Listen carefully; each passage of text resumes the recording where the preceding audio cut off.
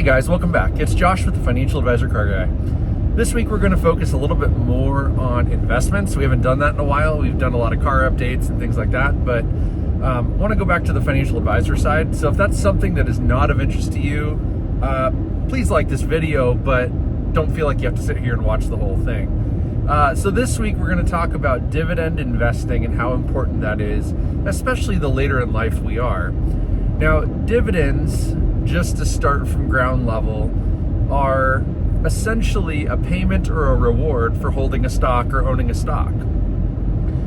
There are ways to generate income on your investments by purchasing stocks or mutual funds that pay monthly, quarterly, semi-annually, or annual dividends.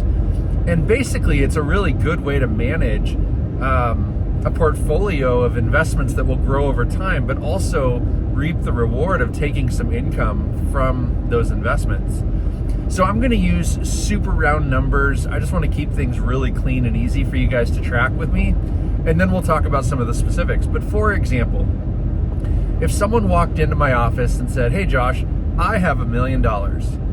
What I'd like to do is live on $60,000 a year or $5,000 a month or whatever that number is.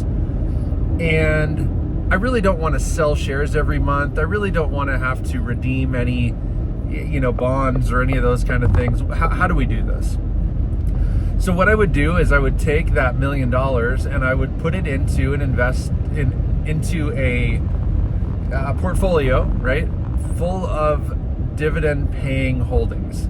Now, we want to diversify, so we don't want to put everything into one company or into one mutual fund. We also don't want to put everything into one sector or industry. So we use a wide variety of different holdings. But the idea there is we can see what the rate of yield or the rate of interest on a dividend and how big that dividend is. So if a client says, "I need $5,000 a month," that's $60,000 a year. On $1 million, that's 6%. So essentially, if we can find stock, mutual funds, bonds, whatever it is, that average 6% dividends a year, you can comfortably take that $60,000 out without depleting the $1 million. Now, it may deplete or go down with volatility in the market, depending on what's going on in the world. There's years where the market is down. Those dividends most often still pay, but you've got to realize that you're not losing shares when the market goes down. The value is just going down. So your $1 million may be worth $900,000, it may be worth $800,000, but it could very easily go the other way and be worth $1.2 million, $200,000 more than your initial investment. So that $60,000 number doesn't necessarily change. But over time, a couple of things that we like to look for are companies that offer a rising dividend, meaning what they're paying today is likely to increase every year moving forward. Now, I'm going to use a couple of company names in this video, and please don't take this as investment advice. I'm using them as just examples. But companies like IBM, that are big, boring companies. I don't even know what IBM does anymore. That's not true. But for the most part, people don't know what IBM does anymore. They used to be a real big powerhouse PC manufacturer and software and hardware and all that stuff. Well, they have offered a rising dividend for decades. Now, flip the coin and think back a couple of years to COVID. There were a couple of companies that had offered dividends forever that paused them, right? A couple major ones: General Motors, Ford, Disney. Those are probably the three of the largest household named companies that paused their dividends during COVID, and for good reason, right? A dividend is paid to the shareholder as a reward for holding that stock, and when the stock or when the company is profitable, they kick some of that back down to the shareholder. Now, think about COVID and what it did to these companies, right? Think of Disney first and foremost, right? Theme parks were closed, and when they reopened, they were not anywhere near full capacity. Movie production stopped or ceased for a while. You couldn't go to a movie theater, so major productions that were already completed were put on hold. lots of different things. And so Disney paused their dividend. Looking at Ford and General Motors, if you remember during COVID, there was the serious chip shortage and the crisis, and there were vehicles sitting on, freighter ships out in the Pacific and in the Atlantic waiting to dock and be unloaded and get off to these car lots. And then even then, a lot of these cars were being delivered without these chips, so they couldn't even be sold. So we've had a lot of issues with like those three companies. Now, both Ford and General Motors have since reinstated their dividend. Disney still hasn't, and that's for a whole nother reason. We're beyond COVID. We're not going to go down that rabbit hole, but there are companies that have since reinstated. There are companies that have not. So one piece of information that's important for a dividend investor to understand is dividends are not always guaranteed. Now, a board of directors will approve a dividend. They'll approve what the payout is. Maybe it's $2 a share or whatever it is. If a share is $100 and it's a $2 dividend, it's a 2% yield. So the board will direct what the company can afford. And many times, if that $2 dividend is $2 this year, it might be $2.25 next year, or $2.50 next year, or and it might creep up nickels and dimes every year, which is meaningful if you have a large quantity of shares, and it's also meaningful if you're taking the income. The benefit there is it's like a built-in pay raise. If I'm getting $6,000 or $5,000 a month on my dividends now, $60,000 a year on $1 million. Fast forward 2, 3, 4, 5 years, and maybe that $5,000 a month is now $6,000 a month. Maybe that's a bit of an extreme example because that's a 20% climb, but realize that what's $5,000 today is going to need to be bigger in the future. We have got rising costs on everything in life, right? Inflation has been coming back down some. We're catching up and kind of calming that down. But inflation still happens over time just naturally, and so that's not something that we can really avoid.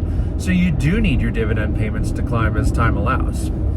So dividend investing works best once someone is on more of a fixed income. I think of folks that are entering retirement and they're ready to maybe get out of their growth phase, maybe get out of reinvestment phase. They're going to start taking some income. That's when we sort of revamp these portfolios to generate the income that these people need in retirement. It's not always simple. Someone's need might be more in dividend income than what the portfolio can generate. I think about that $5,000 a month, but let's say somebody has $250,000. Well, now all of a sudden they're going to take $60,000 a year against their $250,000. That money will be gone in less than 5 years. It just can't hold that type of distribution percentage.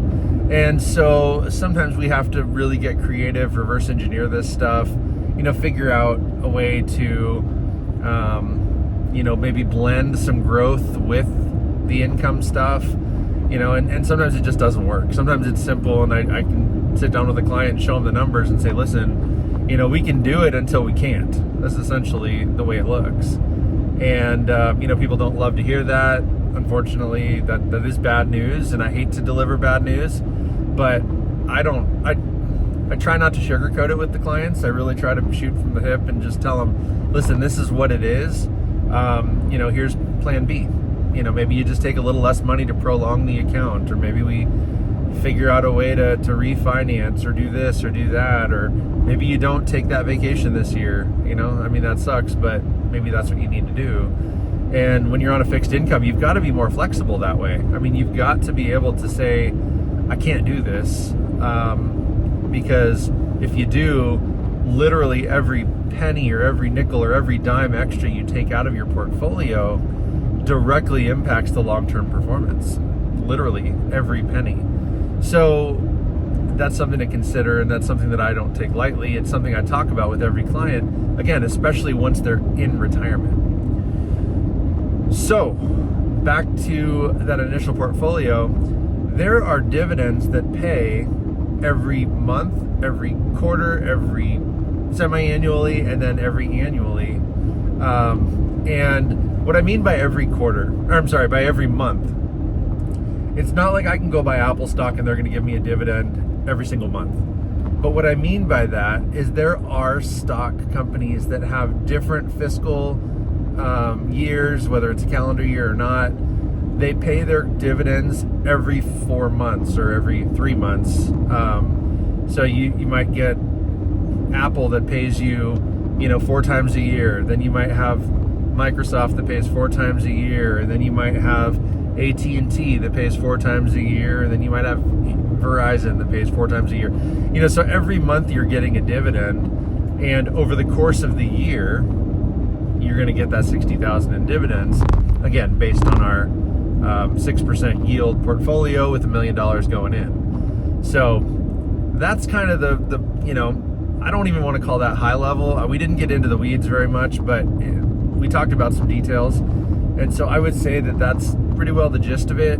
You may have questions, and if you do, please comment down below. Let me know. You can shoot me an email directly. But most importantly, I hope you guys enjoy this stuff. This is a concept that I talk about at work all the time. I mean, every week, if not every day, this is a common concept. And I think it's important that people know how dividends work, why you would use them, and how you would use them best.